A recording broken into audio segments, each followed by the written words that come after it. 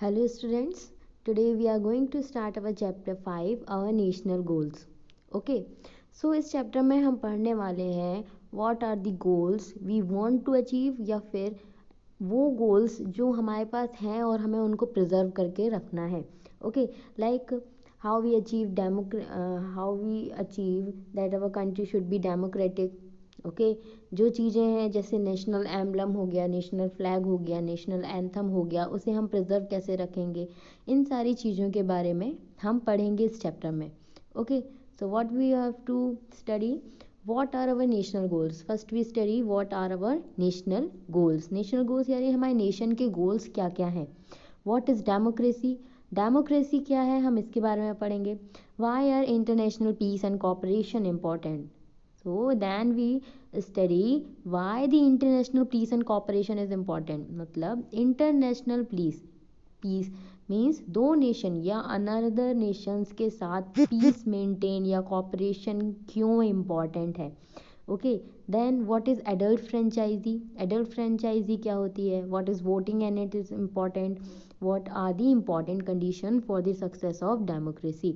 Okay important condition कौन कौन सी हैं डेमोक्रेसी के लिए. Okay so let's start. We have completed this chapter in two parts, part A and then part B. So in the first part, achievement of national goals. Achievements क्या है national goals की. Okay, first national goals कौन कौन से हैं हमारी country के, हम पहले ये जानेंगे. फर्स्ट चीज़ हमको ये मालूम है कि our country is a secular country. Okay धर्मनिरपेक्ष राष्ट्र.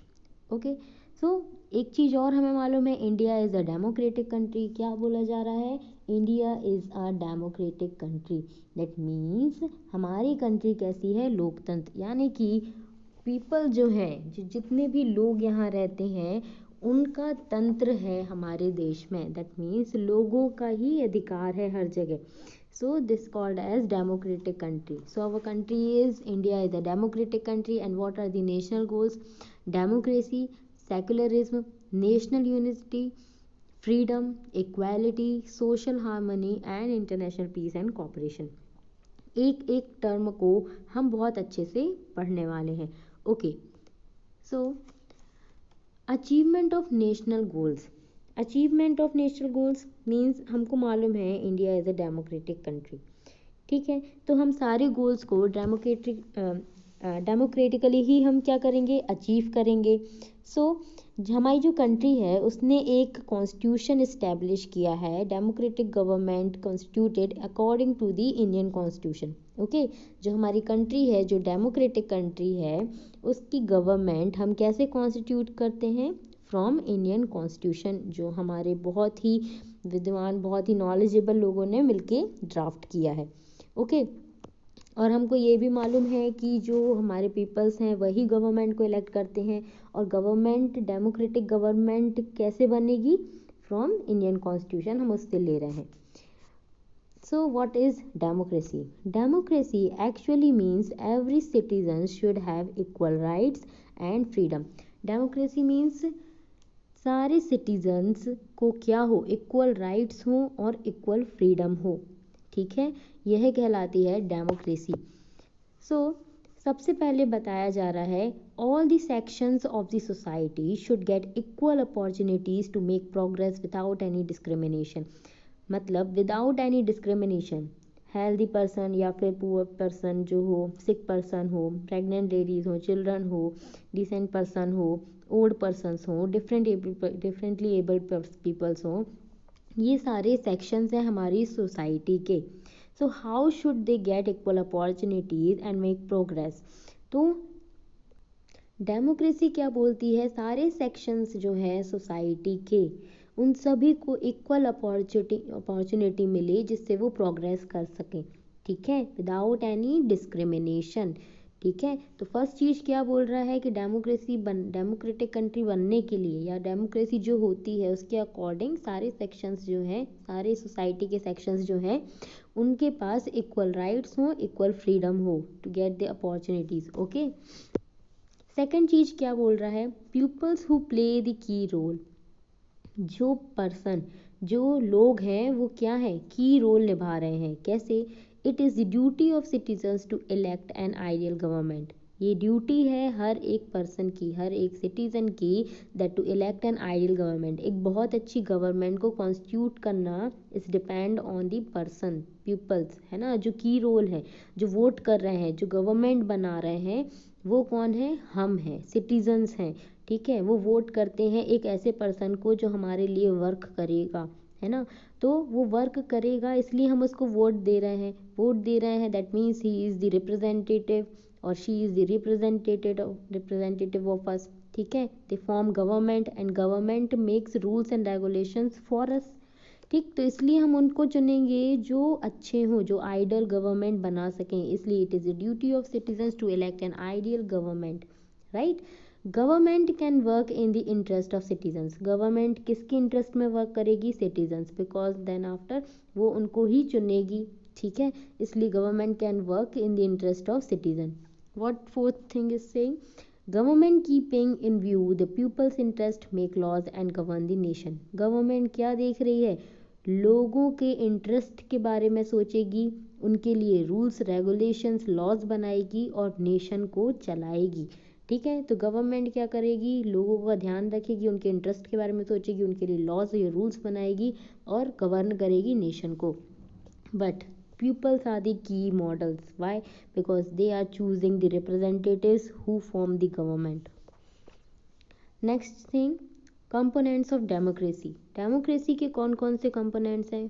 freedom, equality and fraternity. freedom यानी कि हमें जो स्वतंत्रता मिल रही है, जो हमको फ्रीडम मिल रहा है, ठीक है, हर चीज़ का फ्रीडम जो हमें मिला है। ठीक, okay, so freedom, these are the types of freedom. Individual freedom मतलब आपको अपने ही अंदर, आपकी इंडिविजुअल, आपकी एक पर्सन की क्या हो, अपनी एक फ्रीडम हो, इसे कहा जाता है इंडिविजुअल फ्रीडम। यानी कि सब में आपके पास अपनी खुद की कुछ फ्रीडम्स हैं। Okay, civic freedom. Civic freedom मतलब अगर आप किसी गवर्नमेंट से या फिर आप किसी दूसरे ऐसे वर्क हो रहे हैं जो हमारे आसपास, उनसे खुश नहीं हो, तो आपको ये फ्रीडम है कि आप वहाँ जाके उसके अगेंस्ट बोल सको। This is called as civic freedom. Political freedom means आपको अपने रिप्रेजेंटेटिव को चुनने का राइट है। Okay, this is called as political freedom. You can choose your own representative which are in interest. Okay, economic freedom. Economic freedom मतलब कि हमें freedom है कि हम ज़्यादा कमा रहे हैं कि कम कमा रहे हैं, ये हमारे ऊपर डिपेंड कर रहा है। ये हमारे पास ये राइट है कि हम चाहे जितना अपनी इकोनॉमिक लेवल को बढ़ाएं या घटाएं, वो हमारा फ्रीडम है। सोशल फ्रीडम मतलब सोसाइटी में हम कैसे रह रहे हैं, हमारा क्या सोशल क्राइटेरिया रहेगा, वो हमारी फ्रीडम है। रिलीजियस फ्रीडम, हम कोई भी रिलीजन को फॉलो कर सकते हैं। This is called as religious freedom. Okay, these are the types of freedom. यानी कि स्वतंत्रता, हमें हर चीज़ की स्वतंत्रता है। कौन कौन सी चीज़ों की स्वतंत्रता है, यहाँ पे टाइप्स कुछ बता दिए गए हैं। Okay, so freedom, Indian constitution already states that every citizen has, कुछ फ्रीडम के लिए कुछ चीज़ें बताई गई हैं। What it says, Indian constitution says that every citizen has the right to freedom of expression. यानी कि आप अपने चीज़ों को एक्सप्रेस कर सकते हो किसी के सामने, ये आपका फ्रीडम है। Citizen has right to hold peaceful conference और मीटिंग। कोई भी सिटीज़न एक पीसफुल कॉन्फ्रेंस या मीटिंग रख सकता है। पीसफुल लिखा गया है यानी कि शांति से कोई एक कॉन्फ्रेंस भी रख सकता है, मीटिंग भी रख सकता है ज़्यादा से ज़्यादा लोगों की।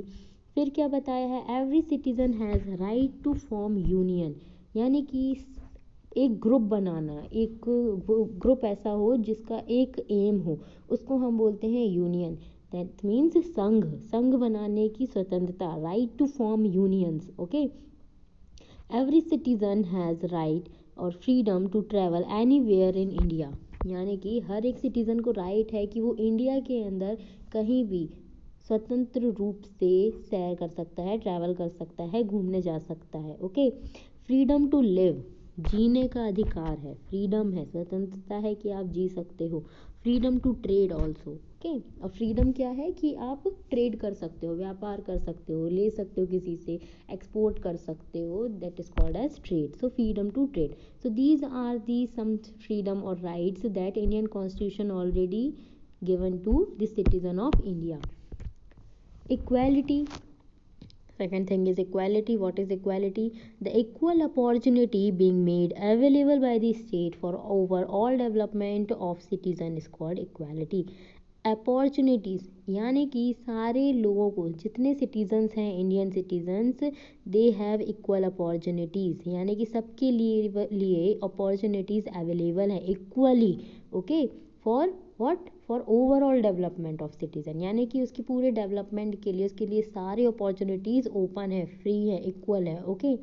Every citizen of India belonging to any clan, caste, community, gender and birth place is equal before the law.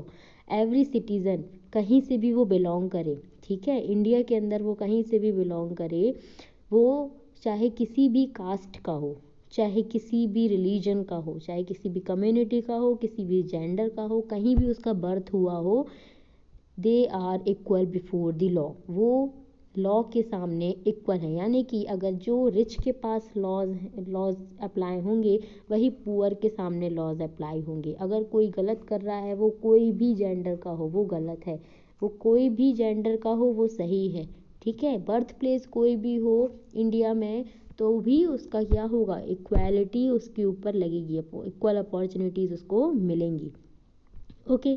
So there are three types of equality. Types of equalities, they are of three type: social equality, political equality and economic equality. Okay, social equality यानी socially हम कोई से भी social life जी रहे हैं, फिर भी हमें क्या मिल रही है, equality. पॉलिटिकल इक्वालिटी, आप कोई भी पॉलिटिक्स से रिलेट होगे, फिर भी आपको इक्वालिटी मिलेगी। इकोनॉमिक इक्वालिटी, आप किसी भी पोजीशन में हो, चाहे वो आप रिच हो, चाहे पुअर हो, चाहे नॉर्मल हो, but you have equal rights, okay. Then what is the importance of equality? Important क्यों है इक्वालिटी होना? Discrimination ends when there is equality, लोगों के अंदर भेदभाव कम हो जाता है जब इक्वालिटी होती है। Equality is necessary to safeguard freedom, equality is necessary to safeguard freedom, यानी कि फ्रीडम को बचाता है equality, right. Equality is important for overall development of citizen, equality ज़रूरी है ओवरऑल डेवलपमेंट के लिए किसी सिटीजन के, ठीक है। Equality is also necessary for free and fair justice, equality ज़रूरी है एक बहुत ही सीधे और साफ जस्टिस के लिए, यानी कि सबके साथ एक सा न्याय हो, सबका एक सा विकास हो, सबके साथ एक सी फ्रीडम हो, ओके, और डिस्क्रिमिनेशन ना हो। इसलिए हमने क्या बताया, equality is important, okay. Next thing is justice. Justice मतलब किसी के साथ हम क्या न्याय हो रहे हैं, ठीक है, जस्टिस किसी के साथ क्या न्याय हुआ। Justice is the social order in a democratic society where individuals rights are protected and law and order is maintained in the society, यानी कि जस्टिस एक सोशल ऑर्डर है डेमोक्रेटिक सोसाइटी में, बोला जाए तो डेमोक्रेटिक सोसाइटी यानी लोकतांत्रिक सोसाइटी में जस्टिस क्या है, एक सोशल ऑर्डर है। Where individuals rights are protected, किसी एक इंडिविजुअल के राइट को हम प्रोटेक्ट कर रहे हैं, and laws and order is maintain in the society, law and order maintain करके रखते हैं हम सोसाइटी में। जस्टिस यानी कि न्याय, किसी जगह अगर कुछ गलत हो रहा है तो वहाँ सही लॉ एंड ऑर्डर लगाने से, किसी एक पर्सन को एक उसकी इंडिविजुअल प्रोटेक्शन देने से क्या हो रहा है, सही न्याय हो रहा है। दैट मीन्स डेमोक्रेटिक सोसाइटी में सोशल ऑर्डर मेंटेन हो रहा है, यानी कि जस्टिस हो रही है। The objective of justice is welfare of society, justice यानी कि जस्टिस से हमको क्या ऑब्जेक्टिव है उसके जस्टिस का, टू वेलफेयर ऑफ सोसाइटी, ठीक है, सोसाइटी का वेलफेयर हो, अच्छी सोसाइटी बने, इसलिए हमने क्या लेके आए, जस्टिस, ठीक है। Then what is secularism? Secularism means the state will not discriminate on the ground of religion and community. Citizens are free to follow any religion. That means secularism यानी कि होता है धर्मनिरपेक्ष। धर्मनिरपेक्ष यानी कि कोई भी धर्म के अकॉर्डिंग, कोई भी रिलीजन के according we can not discriminate any person, कोई किसी भी रिलीजन का हो, एनी रिलीजन, चाहे वो इस्लाम का हो, चाहे वो हिंदू हो, चाहे वो क्रिश्चियन हो, चाहे वो कुछ भी हो, तमिल हो, anything, but they are not discriminated on the ground of religion and community. Okay, that means secular country. India is a secular country, that means secularism means that state will not discriminate on the ground of religion, community. Okay, and every citizens are free to follow any religion. Next thing is international peace and cooperation. What is international peace and cooperation? International means Nations के बीच piece हो and cooperation हो, यानी कि शांति हो, और corporation यानी कि किसी के साथ कॉपरेट करके वर्क करना, दैट ओके। सो इंडिया ने भी बहुत सारी ऐसी कंट्रीज़ हैं जिनके साथ एक पीसफुली कॉपरेटिव थिंग जनरेट करी है। India has adopted the principles of Panchsheel, non align movement and disarmament to achieve this goal. Okay, Panchsheel समझौता, इसमें एक को एग्जिस्टेंस डिस्कशन हुआ था कुछ कंट्रीज़ के बीच में, चाइना मेनली था, जिसमें एक म्यूचुअल अंडरस्टैंडिंग बना के रखना, ठीक है, म्यूचुअल डिफरेंसेस जो है, non interference in each other, मतलब किसी के भी कंट्री के अंदर हम कोई भी इंटरफेरेंस नहीं देंगे। अगर दोनों के साथ बेनिफिट हो रहा है तो हम दोनों के बेनिफिट्स के बारे में ध्यान रखेंगे, ठीक है। म्यूचुअल नॉन एग्रेशंस, यानी कि कोई भी एग्रेसिव नहीं होगा किसी भी चीज़ में, एंड पीसफुल तरीके से हम रहेंगे, that means it is a Panchsheel समझौता जिसे बोला जाता है। नॉन अलाइन मूवमेंट एंड डिसआर्मामेंट, यानी कि कोई भी दूसरे जो उसका जिनके साथ हमने ये एग्रीमेंट साइन किया है इंटरनेशनल पीस मेंटेन करने के लिए, उस एग्रीमेंट में ये लिखा होता है कि हम कभी भी आपके ऊपर कोई भी अटैक किसी भी वेपन से नहीं करेंगे। Okay, disarmament, that means international peace maintain हो गया, and cooperation. Okay, next part B, democracy and citizen. हमने फर्स्ट पार्ट में हमारे जो नेशनल गोल्स हैं हमने उनके बारे में देखा, डेमोक्रेसी कैसे अचीव करें, इक्वालिटी, फ्रीडम क्यों इम्पोर्टेंट है, इक्वालिटी, सेकुलर कंट्री है क्यों है, कॉपरेशन एंड पीस क्यों हमने इंटरनेशनली मेंटेन करके रखा है। Okay, in part B, what is democracy and citizen, हम इसको देखेंगे डेमोक्रेसी है क्या और सिटीजन्स क्या कर रहे हैं। So Lincoln said democracy is the government of the people, by the people and for the people. लोकतंत्र, लोगों का तंत्र, that means democracy is the government of people. क्या बोला गया, लिंकन ने क्या कहा, डेमोक्रेसी जो है वो पीपल की गवर्नमेंट है, और डेमोक्रेसी जो है वो क्या है, पीपल की गवर्नमेंट है, और पीपल के कारण गवर्नमेंट है, और पीपल के लिए गवर्नमेंट है, ठीक है। तो डेमोक्रेसी क्या है, is the government of the people, किसकी गवर्नमेंट है, लोगों के लिए है, और लोगों के कारण है, ठीक है। तो it is for the of the people, by the people and for the people. क्या बोला है, an administration where common people choose a representative from amongst themselves, elect him and he rule according to the interest of the majority. Administration में किसी भी person को अगर हम choose करते हैं, ठीक है, तो वो इलेक्ट होता है हमारे ही द्वारा, और जो हम मेजॉरिटी से जो इलेक्ट होता है उसी से क्या बनती है, गवर्नमेंट या एडमिनिस्ट्रेशन चलता है। So what is democracy, in a democracy all the people should be literate, well informed, so that they can make use of their voting rights correctly. यानी कि डेमोक्रेसी में हर एक पर्सन को लिटरेट होना ज़रूरी है, साक्षर होना ज़रूरी है, कुछ समझ होनी ज़रूरी है, वेल इन्फॉर्म्ड, उनको आसपास की जगहों की जानकारी हो, ठीक है। लोकतंत्र में, डेमोक्रेसी में all peoples have to be, should be literate and well informed about anything, okay, so that they can make use of their voting right correctly. इसलिए तभी वो क्या कर सकते हैं, अपने वोटिंग राइट्स को सही तरीके से यूज़ कर सकते हैं। The citizen has the right to criticize the working of government. They have the right to oppose the anti-people policy of the government.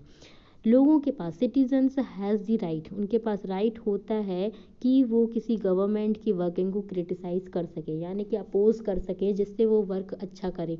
If अगर आप अपोज करने का राइट नहीं रखते तो वो गवर्नमेंट मनमानी करके अपना काम करेगी, बट अगर आप अपोज करते हैं क्योंकि आपके पास क्या है, उसका राइट है, so government will work work correctly. Okay, so oppose the anti people policy of the government. आपके पास ये राइट होता है.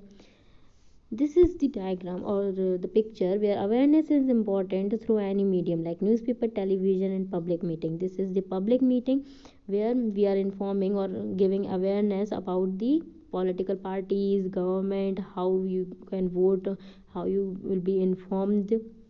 Okay, about this, about the representative. So awareness is important.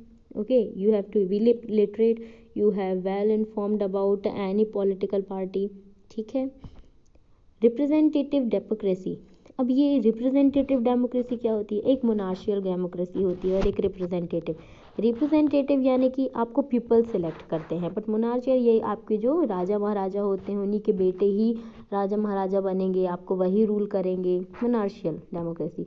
But in representative democracy, type of democracy in which people elect their representative to form government. People elect करते हैं अपने representative को government form करने के लिए. So it is called as representative democracy and the political parties select candidates who contest the elections. Political parties select करते हैं अपने कैंडिडेट को जो इलेक्शन में खड़े होंगे. The canvass about their policies and programmes to inform the common people. वो अपनी पॉलिसीज़ और प्रोग्राम्स लोगों को बताते हैं कि हम ये करने वाले हैं, जिसके थ्रू लोगों को पता चले कि ये क्या करने वाले हैं और हम उनको वोट क्यों दें. इसके लिए क्या करते हैं, वो अपने आप को प्रेजेंट करते हैं. ओके, और रिप्रेजेंटेटिव हम चुनते हैं. Adult franchise. What is adult franchise? जो वोट कर रहे हैं उनके बारे में बताया गया है. This is the most popular principle of voting. हमने वोटिंग करी एक रिप्रेजेंटेटिव को चुनने के लिए. उस रिप्रेजेंटेटिव ने जब अपने बारे में कैनवास किया, बट जब हम उसको वोट दे रहे हैं तो वोटिंग के लिए कुछ रूल्स हैं.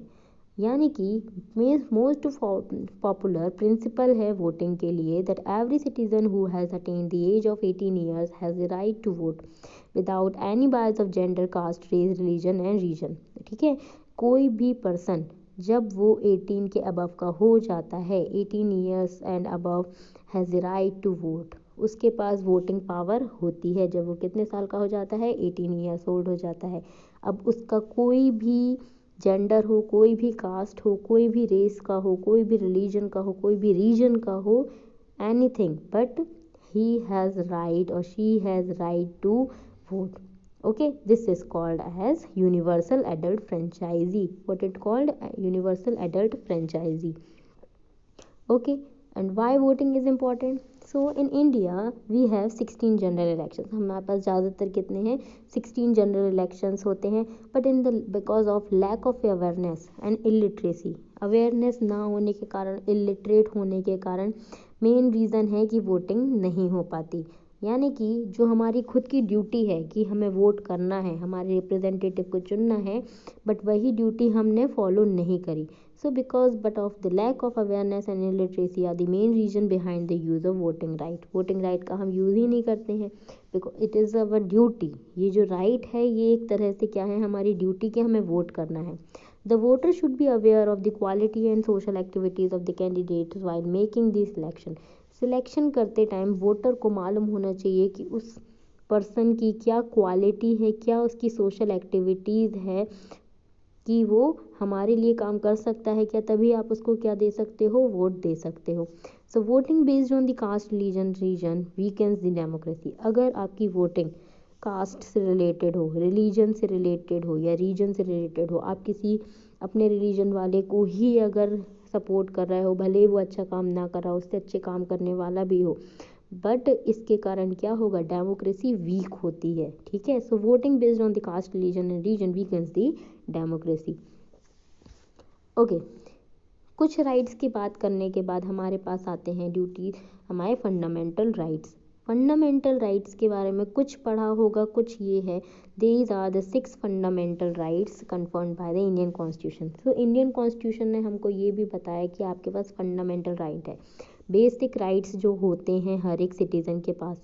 First right is right to equality. आपके पास आप क्या हो, इक्वल हो, लॉ के आगे क्या हो, आप इक्वल हो, you are equal before law. Right to freedom, आपको स्वतंत्रता का अधिकार है. ठीक है, आपको किस चीज़ का अधिकार है, एक तो इक्वालिटी का. सेकेंड थिंग फ्रीडम का, राइट अगेंस्ट एक्सप्लॉइटेशन, आप एक्सप्लॉइटेशन के अगेंस्ट किसी भी जगह पे अपनी आवाज़ उठा सकते हो, ठीक है, आप एक्सप्लॉइट नहीं हो सकते, आपको कोई भी परेशान नहीं कर सकता, इसलिए आपको राइट है कि आप अगेंस्ट हो सकते हो किसके, एक्सप्लॉइटेशन के। Right to freedom of religion, freedom है कि आप कोई भी रिलीजन फॉलो कर सकते हो, this is called as right to freedom of religion. Fifth is cultural and educational right, cultural and educational right means culture, कोई भी कल्चर आप फॉलो कर सकते हो, कोई भी एजुकेशन आप ले सकते हो, आप कभी भी एजुकेशन ले सकते हो, this is the right, educational right, आपको राइट है एजुकेशन लेने का, ऐसा नहीं है कि आप नहीं ले सकते। Six thing is right to constitutional remedies, if अगर आपको लगता है कि कॉन्स्टिट्यूशन में कोई भी चीज़ खराब है या कभी गलत हो रही है या फिर उसका कोई मायने नहीं है या फिर उसमें कुछ और बदलाव हो सकते हैं, this is called as right to constitutional remedies, हम उसमें चीज़ में क्या कर सकते हैं, बदलाव ला सकते हैं। So it is the duty of citizens to follow fundamental duties, ठीक है, फंडामेंटल राइट्स के बाद आती हैं fundamental duties, and it is also compulsory because it is your duty और the citizen of duty of citizen to follow fundamental duties along with the fundamental rights, fundamental rights के साथ साथ आपको duties भी फॉलो करनी पड़ेंगी। Okay okay, next thing is human right. So human right क्या होता है, are those right which are essential for the development of personality of man, man की एक पर्सनालिटी को डेवलप करने के लिए ह्यूमन राइट्स इंपॉर्टेंट होते हैं, और ये वो राइट्स हैं जो ऐसी ड्यूटीज़ जो एक्वायर्ड बाय मैन, मैन को अपने पहले से ही मिली हुई है, ठीक है, और ये इंडिपेंडेंटली उसको डिस्चार्ज कर सकता है। So human rights, that is the natural right acquired by man, the correct use of this helps man in the process of his overall development, ये उसको खुद से मिलते हैं, ये खुद ही उसने एक्वायर किए हैं, ऐसे राइट्स उसने खुद लिए हैं और जिससे वो अपना डेवलपमेंट भी कर सकता है। So human rights, it is very vast but it contains a variety of citizen, social, political, economical and cultural rights, so they are categorized in 4 category। इसके अंदर भी बहुत सारे राइट्स आते हैं ह्यूमन राइट्स के अंदर, citizen, social, political, economical and cultural, but इसके कुछ जो ग्रुप्स हैं जो बनाए हैं उसमें क्या बताया गया है, in first basic for the existence and development of human being, human rights ज़रूरी है अपने डेवलपमेंट और अपने एग्जिस्टेंस के लिए, for being an human being. Okay, second चीज़ क्या बताई है, based on the primary needs and demands of the man, human rights किस पे बेस होते हैं, प्राइमरी नीड्स और डिमांड्स में। थर्ड चीज़, for the realisation of which some social conditions are essential, human rights हमको क्या एक्वायर करवाते हैं, क्या उसने एक्वायर किया, उसने क्या बताया कि रियलाइजेशन जो आपकी सोशल कंडीशन का है वो आपको पता होना चाहिए, ये एसेंशियल है, ठीक है। Human acquires from birth and are part of life, human acquires जो होते हैं यानी कि ह्यूमन राइट्स जो हैं जो ह्यूमन को मिले हैं वो उसको बर्थ से मिले हैं और वो आपकी लाइफ का हमेशा हिस्सा रहेंगे। Okay, so declaration of universal human rights यानी कि आपको बर्थ से ही जो राइट्स मिले हैं जो आपने खुद एक्वायर किए हैं वो ह्यूमन राइट्स होते हैं। So it is universal human rights. It is declared by General Assembly of UNO on 10th December 1948. That's why 10th December is celebrated as World Human Rights Day. So in the declaration of that day, the declaration states that every person is free by birth and equal rights and dignity. To acquire these rights and freedom, no distinction is made on the basis of race, caste, sex, religion, political, social status, nation, language, property and other level. So इस declaration में ये बताया गया था कि हर एक person from birth has equal right and dignity, उसके पास इक्वल राइट्स हों और डिग्निटी हो, and it requires these rights and freedom, no distinction is made, यानी कि कोई भी डिस्क्रिमिनेशन का कोई भी वैल्यू नहीं होगा, दैट राइट्स एंड फ्रीडम उसको मिलेंगे जो उनके अगर बात की जाए तो उसमें कोई भी डिस्टिंक्शन नहीं होगा, ना ही रेस के अकॉर्डिंग, कास्ट के according, sex, religion, region, politics, social status, nation, language, कोई भी चीज़ के अकॉर्डिंग उसमें डिस्क्रिमिनेशन नहीं आएगा, उसको इक्वल राइट्स और डिग्निटी मिलेगी। ये ह्यूमन राइट्स थे जो उसने खुद एक्वायर किए हैं from birth. So human rights and it's protection, human rights यानी कि हमारे खुद के जो राइट्स जो हमें बचपन से मिले हैं उनको हम कैसे प्रोटेक्ट करके रख सकते हैं। So these rights are talking to different social levels of society through education, हम एजुकेशन के थ्रू अलग अलग सोसाइटी के लेवल्स में जाके लोगों को अपने खुद के अधिकार के बारे में बता सकते हैं, आपके ह्यूमन राइट्स क्या हैं। Okay, so efforts made to spread awareness, यानी कि आपको एफर्ट्स कौन कौन से लगाने पड़ेंगे अवेयरनेस बढ़ाने के लिए। Take out rallies from human genes, okay, यानी कि रैलीज निकालो जिसमें लोगों को कुछ चीज़ों के बारे में बताया जाए। ह्यूमन चेन बनाओ, लोगों को एक दूसरे से जोड़ो जिससे उनको एक दूसरे के बारे में पता चले, एक दूसरे को ह्यूमन राइट्स के बारे में बता सकें। So spread information through the medium of TV, radio etcetera. TV, radio, these are the best communication devices. So हम इस पर स्प्रेड कर सकते हैं इंफॉर्मेशन कि ह्यूमन राइट्स होते क्या हैं, उसमें ऑप्शंस क्या क्या हैं। So propagate and communicate through newspaper, poster and slogan. Okay, propagate कर सकते हैं हम, कम्युनिकेट कर सकते हैं लोगों से पेपर, पोस्टर और स्लोगन्स के द्वारा। Organise talks on human rights during meeting and seminar. Meetings और सेमिनार के बीच में भी हम ह्यूमन राइट के बारे में कुछ इम्पोर्टेंट बता सकते हैं जिससे लोग अवेयर हो सकें। So in the first picture you can see एक पर्सन है जिसने अपने प्रेजेंटेशन में ह्यूमन राइट्स के बारे में बताया है, एक लेडी है जिसने रैली के थ्रू अपने ह्यूमन राइट्स के बारे में बताया है, और एक यहाँ पे पोस्टर है जिसमें इक्वल राइट्स लिखा हुआ है, यानी कि किसी भी जेंडर के आप अकॉर्डिंग किसी को भी डिस्क्रिमिनेट नहीं कर सकते। This is what Madhya Pradesh human right commission, ये कमीशन है हमारा, इसका हेडक्वार्टर भोपाल में है। And after the act, the Human Right Protection Act was passed on 1993, and we have established Madhya Pradesh Human Right Commission in September 1995. Okay, success of democracy. Success कैसे मिलेगी हमें democracy में, लोकतांत्रिक बनाने में हमारे देश को। सो लिटरेट सिटीजन्स, हमारे जो सिटीजन्स हैं वो लिटरेट होने चाहिए।